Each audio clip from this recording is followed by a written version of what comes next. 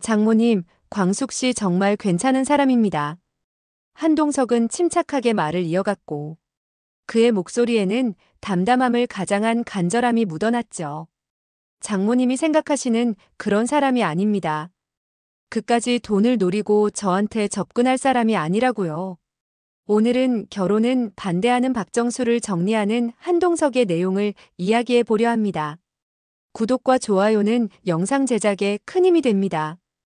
박정수는 사위의 말을 듣는 척하며 무표정한 얼굴로 앉아 있었고 그녀의 눈은 이미 편견으로 가득 차 있었습니다.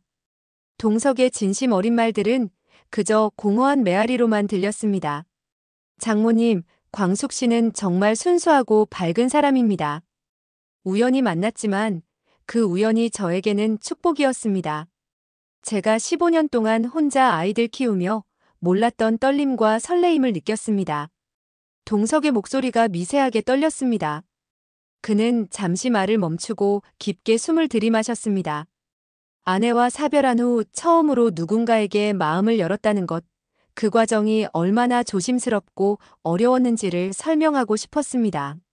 장모님, 광숙 씨는 남편과 사별하고도 혼자서 술도가를 직접 일으켜 세운 대단한 사람입니다. 남들이 안 된다고 할 때 홀로 막걸리의 가치를 증명해냈어요. 그런 열정과 끈기를 가진 사람이에요.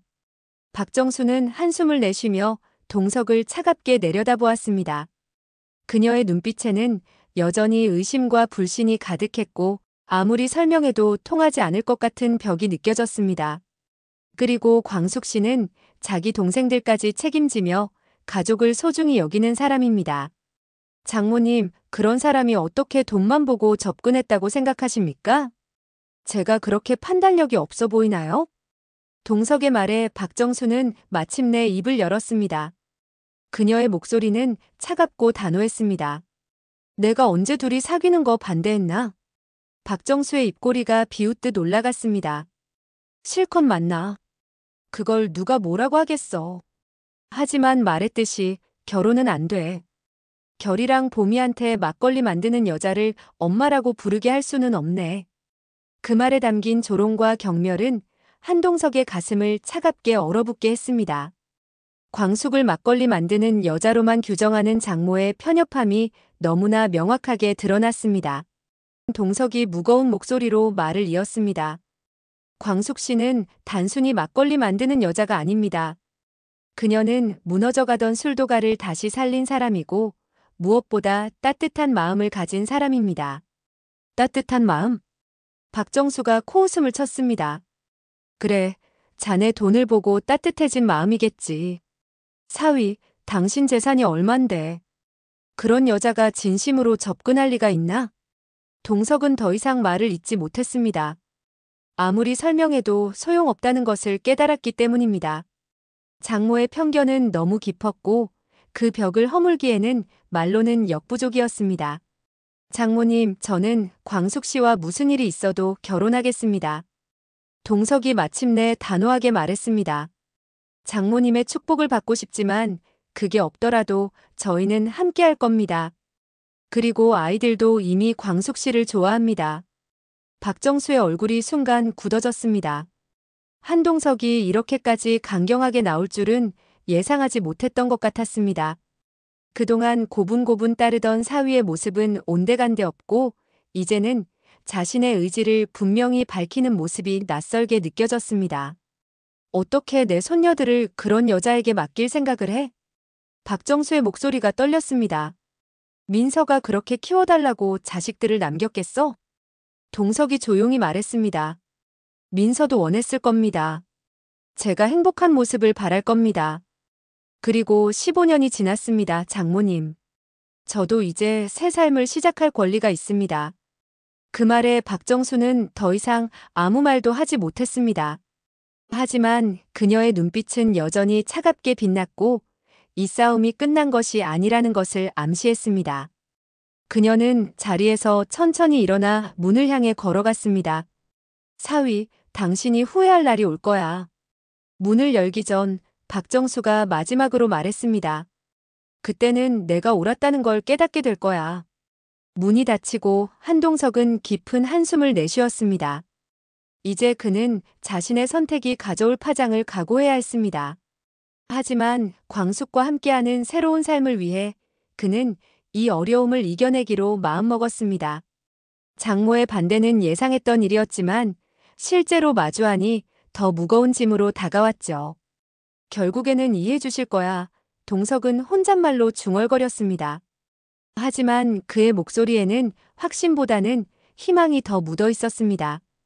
그날 이후 한동석은 광숙과 봄, 결의를 함께 만나며 천천히 서로를 알아가는 시간을 만들었습니다. 박정수의 반대를 무시한 건 아니었지만 더 이상 그녀의 기준에 맞춰 살 수도 없었습니다. 봄이가 물었습니다. 아빠, 광숙 이모랑 언제 또 만나요? 이번 주말에 또 만날까? 동석이 웃으며 대답했습니다. 그 모습을 멀리서 지켜보던 박정수는 혼란스러웠습니다. 자신이 아는 사위는 자신의 말이라면 고분고분 따르던 사람이었는데 이제는 자신을 바라보는 눈빛이 달라져 있었습니다. 박정수는 생각했습니다. 그 여자가 도대체 뭐길래?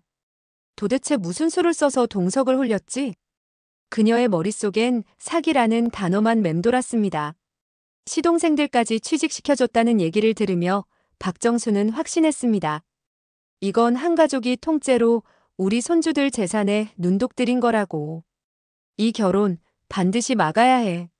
며칠 후 박정수는 서류 봉투를 챙겨 술도가로 찾아갔습니다. 발효실에서 작업 중이던 마광숙은 박정수를 보자 당황한 기색이 역력했습니다. 여긴 어쩐 일이세요? 광숙은 손을 닦으며 물었습니다. 박정수는 늘 하던 대로 고고한 태도를 유지하며 냉정하게 말했습니다. 그렇게 우리 사위랑 결혼하고 싶은가 봐? 듣자 하니 돈 때문에 접근했다던데. 내가 섭섭지 않게 챙겨줄 테니 이쯤에서 그만두지. 광숙의 표정이 굳어졌습니다. 그녀는 조용히 정수를 바라보다 대답했습니다. 말씀이 지나치십니다. 저 회장님 돈 때문에 만난 거 아닙니다. 그런 말씀하시려고 오신 거면 잘못 오신 것 같습니다. 그래요? 그럼 증명해 보시지. 박정수는 피식 웃으며 봉투를 내밀었습니다. 그럼 이 문서에 사인해요. 마 대표 말 믿을게.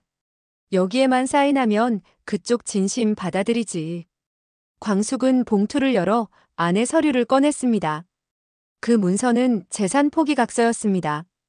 광숙은 그 서류를 잠시 바라보다가 입술을 꼭 다물었습니다. 이런 종이 없어도 회장님 재산엔 손 안 댈 겁니다. 그건 제 이름을 걸고 장담합니다. 그래도 사람 마음이란 건 달라지는 법이지. 나는 내 손주들 지켜야 할 의무가 있어. 나한텐 증거가 필요해요. 그래야 미국 가서도 마음이 놓이지. 박정수의 너무도 평온한 말투에 광숙은 질린 듯 각서를 책상에 내려놓았습니다. 회장님 좋아서 만나는 겁니다. 돈 때문이었으면 애초에 마음 안 줬습니다. 그럼 결국 사인은 안 하겠단 얘기네. 좋아요. 그럼 나도 이 결혼 절대 허락 못해.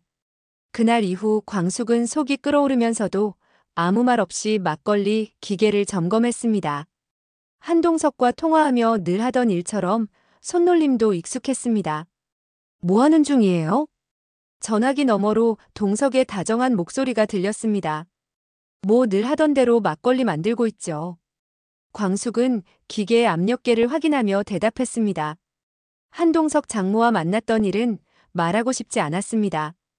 광숙 씨 무슨 일 있어요? 목소리가 안 좋은데. 아니요, 그냥 좀 피곤해서 그래요. 광숙은 증기 레버를 확인하다 갑자기 손을 멈췄습니다. 뭔가 이상함을 감지했죠. 잠깐만요, 이거 뭔가 이상한데. 그 순간 갑작스럽게 증기 레버가 잘못 작동했고 뜨거운 증기가 쏟아지며 광숙이 비명을 질렀습니다. 광숙 씨, 광숙 씨. 한동석의 다급한 목소리가 전화기에서 흘러나왔습니다. 한동석은 전화기 너머로 들린 비명에 깜짝 놀라 술도가로 달려갔고 얼굴과 팔에 화상을 입은 광숙을 안고 병원으로 향했습니다. 괜찮아요? 어디가 많이 아파요? 동석은 광숙의 손을 꼭 잡았습니다. 괜찮아요. 회장님 그냥 살짝 데웠어요. 광숙은 아픔을 참으며 미소 지었습니다. 병원에 도착하자 의사들이 재빨리 광숙을 응급실로 데려갔습니다. 동석은 초조하게 복도를 오가며 기다렸습니다. 그때 공주실이 헐레벌떡 뛰어왔습니다. 우리 딸 어떻게 됐어? 많이 다쳤어? 아직 치료 중이에요. 다행히 크게 다친 것 같지는 않습니다. 동석이 공주실을 안심시켰습니다. 응급실 밖 공주실은 눈물을 훔치며 말했습니다. 한서방 나도 이 결혼 반대하겠네. 우리 광숙이 왜 다쳤는지 알아? 자네 전 장모라는 여자가 와서 우리 딸한테 재산 포기 각서를 들이밀었단다. 우리가 사기꾼이냐고. 그 말을 듣는 순간 한동석은 모든 퍼즐이 맞춰지는 느낌이었습니다. 이건 선을 아예 짓밟은 일이라고 생각했죠. 뭐라고요? 장모님이 그런 걸 갖고 왔다고요? 동석의 목소리가 떨렸습니다. 그래, 그 고고한 척하는 여자가 우리 딸을 무슨 돈만 노리는 여자로 취급했어. 우리 광숙이가 얼마나 자존심 상했겠어. 공주실은 분노에 찬 목소리로 말했습니다. 저는 장모님이 광숙 씨를 찾아간 줄 정말 몰랐습니다. 정말 죄송합니다. 동석은 고개 숙여 사과했습니다. 자네 잘못 아니야. 하지만 이런 사람들과는 인연을 끊는 게 좋겠어. 우리 광숙이 더 이상 상처받는 꼴 보고 싶지 않아. 동석은 고개를 들고 공주실의 눈을 바라보았습니다. 어머님, 제가 해결하겠습니다. 더 이상 광숙 씨가 상처받고 힘들지 않게 할게요. 잠시 후 광숙이 치료를 마치고 나왔습니다. 얼굴과 팔에 붕대가 감겨 있었습니다. 많이 아파요? 동석이 조심스럽게 물었습니다. 괜찮아요. 그냥 경미한 화상이래요. 광숙은 약하게 웃었습니다. 집에 데려다 줄게요. 동석이 광숙의 손을 잡았습니다. 아니에요. 엄마랑 같이 가면 되니까 괜찮아요. 그래도 제가 데려다 드리고 싶은데. 회장님, 광숙이 그를 불렀습니다. 우리 잠시 거리를 두는 게 어떨까요? 동석은 놀란 표정으로 광숙을 바라보았습니다. 무슨 말이에요? 회장님, 장모님이 그렇게까지 반대하시는데. 우리가 계속 만나는 건 모두에게 힘든 일인 것 같아요. 그게 장모님 때문인가요? 광숙 씨, 장모님이 당신에게 한 일 다 알아요. 광숙은 잠시 침묵했습니다. 그래도 회장님과 장모님 사이에 제가 끼어들고 싶지 않아요. 광숙 씨, 이건 내 문제예요. 내가 전부 해결할게요. 조금만 기다려줘요. 동석은 결연한 표정으로 말했습니다. 더는 두고 볼 수 없었습니다. 동석은 그날 밤 깊은 생각에 잠겼습니다. 동석은 15년 동안 장모에게 예의를 지켜왔고 아내에게 못해준 것을 보상하기 위해 장모의 간섭도 참아왔죠. 하지만 이제는 달랐습니다. 이건 자신의 새 삶을 방해하는 것이었습니다. 다음 날 한동석은 박정수에게 전화를 걸었습니다. 장모님, 차 한잔 하시죠. 무슨 일인가, 급한 일인가? 박정수의 목소리는 여전히 냉정했습니다. 중요한 얘기가 있습니다. 동석과 정수는 조용한 카페에서 만났습니다. 차 한 잔을 앞에 두고 앉은 박정수에게 한동석은 차분히 그러나 단호하게 말했습니다. 장모님, 이제 미국으로 돌아가시죠. 결이도 보미도 다 컸고 저도 할 만큼 했습니다. 민서한테 못해준 만큼 장모님께 예를 다한 것 같습니다. 이제 그만 놓아주시죠. 박정수의 눈이 커졌습니다. 자네 그게 나한테 할 소리인가? 민서가 자네 집에서 어떻게 살다 갔는데. 장모님, 동석이 그녀의 말을 끊었습니다. 저도 민서를 사랑했습니다. 민서가 떠난 후에도 장모님을 위해 최선을 다했고요. 하지만 이제는 저의 삶도 있습니다. 그래서 그 막걸리 여자랑 결혼하겠다는 거야? 박정수의 목소리가 높아졌습니다. 그 막걸리 여자란 표현부터가 문제입니다. 동석은 침착하게 대답했습니다. 광숙 씨는 제가 존경하는 사람이고 아이들도 좋아하는 사람입니다. 아이들이 뭘 알아? 자네가 보여주는 대로 믿는 거지. 동석은 분노 섞인 목소리로 말했습니다. 장모님, 어제 일 전부 들었습니다. 장모님이 광숙 씨에게 재산 포기각서를 들이밀었다고요.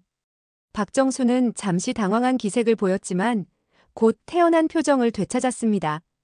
그게 뭐가 문제인가? 그 여자의 진심을 시험해 본 거지. 동석이 차갑게 말했습니다. 그건 시험이 아니라 모욕이죠. 그리고 장모님에게는 그럴 만한 권리가 없습니다. 내 손주들의 미래가 걸린 일인데 내가 왜 권리가 없어? 박정수가 반박했습니다. 한동석은 흔들리지 않았고 그는 마침내 호텔 회장으로서의 차가운 결단력을 담아 박정수를 정면으로 바라보며 말했죠. 그래서 지금까지 대접해드린 겁니다. 아내에게 못해준 몫까지 15년 동안 다 해드렸습니다.